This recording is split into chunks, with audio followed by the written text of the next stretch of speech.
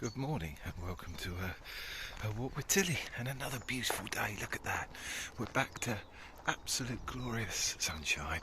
It's definitely autumnal. There's a crispness to the air, but a lovely day. Okay, so a little bit more ponderance on the happenings over the last week, the fallout from the mini budget. Obviously,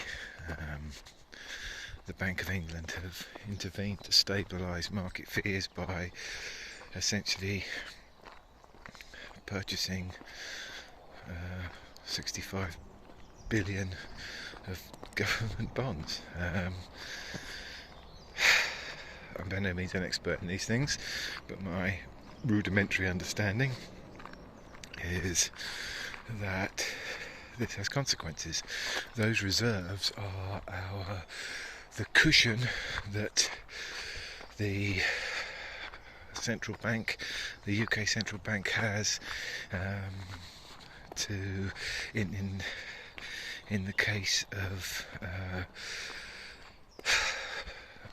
disaster. Essentially, if there is a financial collapse or anything similar around the world, we have essentially expended our reserves, our cushion against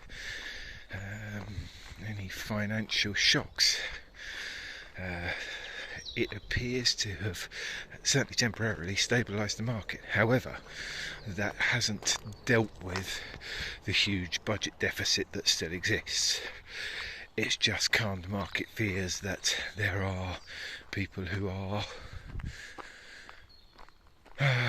willing to do what it takes, and I'm guessing an interest rate rise will follow.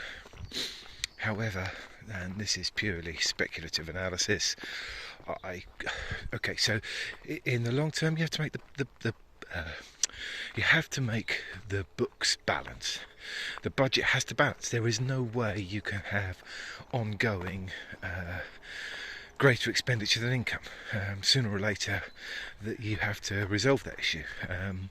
I don't like the analogy with a house, because it isn't like a home budget, it isn't like your household budget, but it's a lot closer to a business budget, for example, where businesses run, quite often they can run pretty big loan books for investment purposes, and do. That's not an unreasonable analogy. However, they too, at some point, that has to pay off. If it doesn't, you've got massive problems.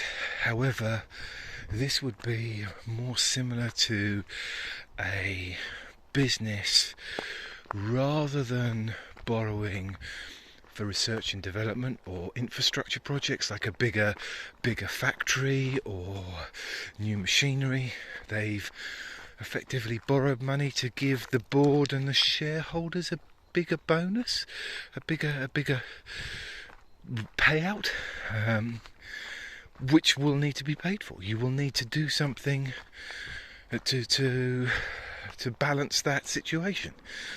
And that's the bit that I was struggling with, how they were possibly going to, the enormity of the amount of cutbacks in public spending that will be required, especially if Liz Truss is to increase spending on the military, which is what she said. Come on, Tills, good girl. Would be huge. I mean, it's an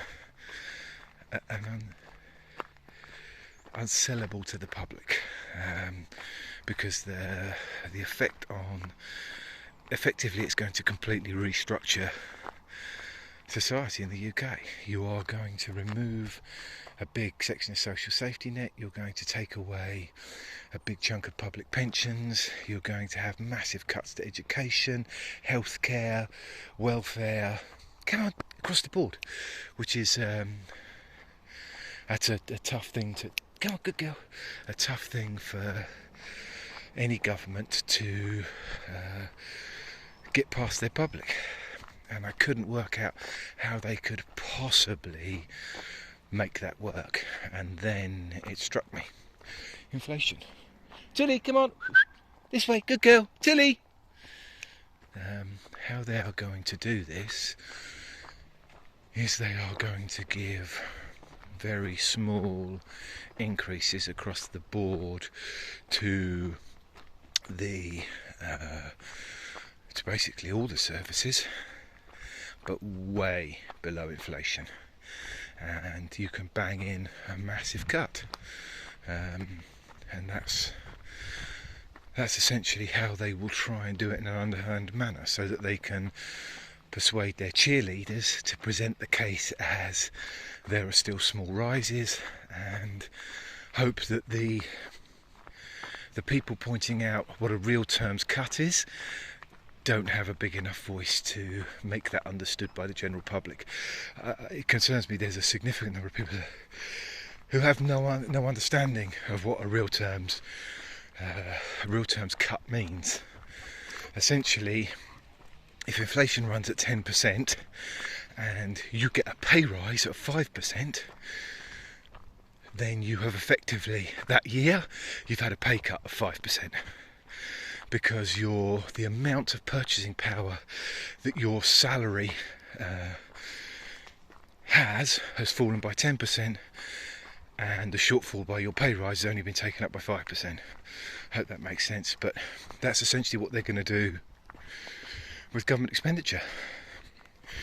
So where you've had, and the reason I fear that it may be, there's a bit of work going on in the woods today, the reason I fear that it may have slightly more success than just actually actively saying you're going to do cuts is because the media's done a pretty good job of convincing people that unions who are effectively asking for their members to get real terms pay cuts of percentage points, 2 or 3%, are being sold as greedy for asking for that.